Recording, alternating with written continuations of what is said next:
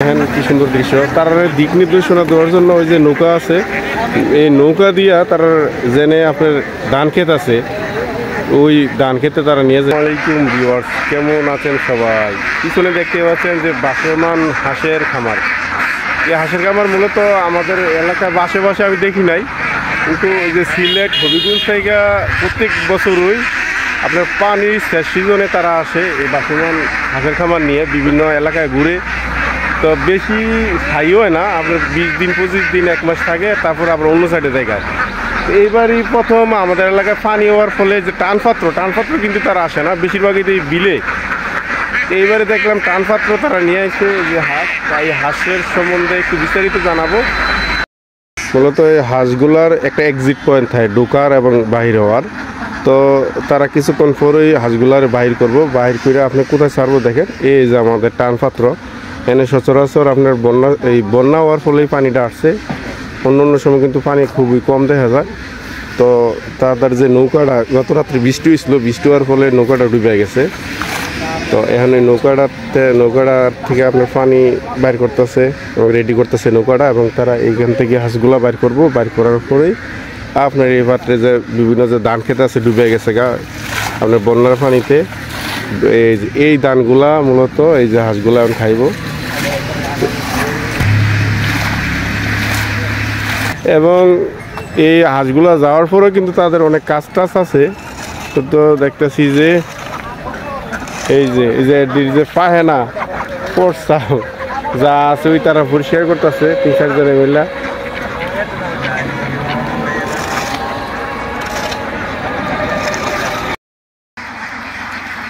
এই যে হাঁসের যে দৃশ্যটা, এটা বছরে 1-2বারই দেখা যায়, মানে একবারই দেখা যায় পানি শেষ সিজনে, এবং খুবই ভালো লাগে। নিয়মিত তো দেখা যায় না, বা আশেপাশে হাঁসের খামারও নাই। তো তারা সিলেট হবিগঞ্জ থেকে আসে প্রত্যেক বছরই। এখানে গত বছরের তুলনায় গত বছর আমি দেখছি এই পাশে না, আমাদের বিলে ছিল। তো এইবার ওই জায়গা চেঞ্জ করে যে আমাদের যে টানপাত্র আছে, তো তাদের হাঁসের সংখ্যাটাও গত বছর থেকে অনেক বেশি। মানে কি পানি শেষ হয়ে গেছে গা, পানি দিবা?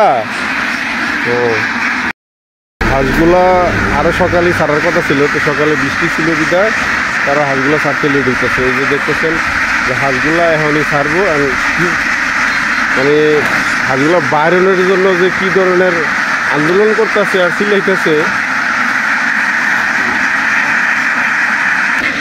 এই তো সাইডা দিছে।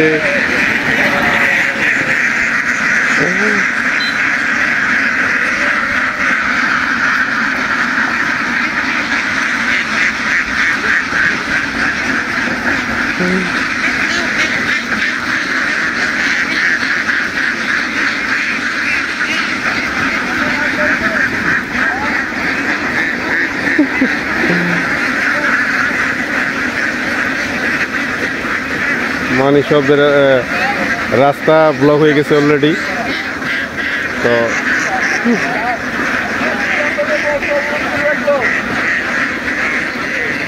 তাদের ওই পাশেও আরেকটা ইয়ে আছে হাঁসের, এটা একটু পরে ছাড়বো। তারা খাওয়ানোর পরে আবার তারা ঢুকার পরে তারপরে আবার ওই যে অবশিষ্ট যে হাঁসগুলো আছে না, ওইগুলো আবার ছাড়বো।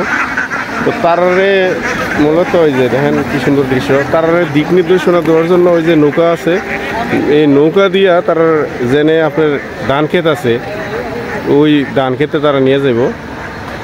তো উপর থেকে ওই যে আপনারা দেখতেছেন যে নৌকা দিয়ে তারা নিয়ে যাব। এবং হাঁসগুলা খুব ট্রেডিং প্রাপ্ত, তাদের যে ইশারা দেয় মালিকপক্ষ, ওই ইশারার মতোই হাঁসগুলা চলে।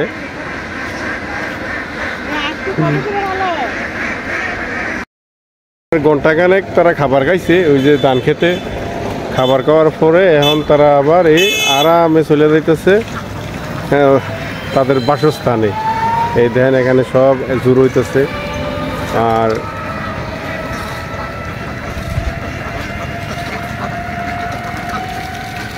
ওই লম্বা সিরিয়াল, বিশাল লম্বা সিরিয়াল এই পাশে।